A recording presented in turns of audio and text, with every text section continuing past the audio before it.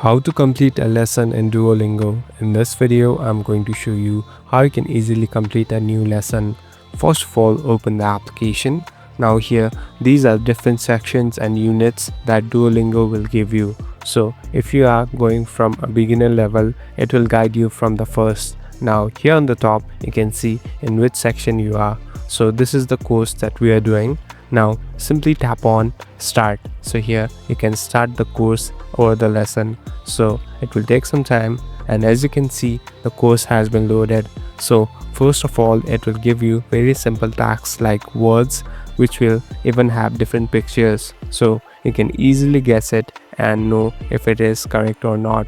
Simply after doing this, you'll be able to continue forward and complete the lesson in no time. Thank you for watching this video. I hope this video will help you.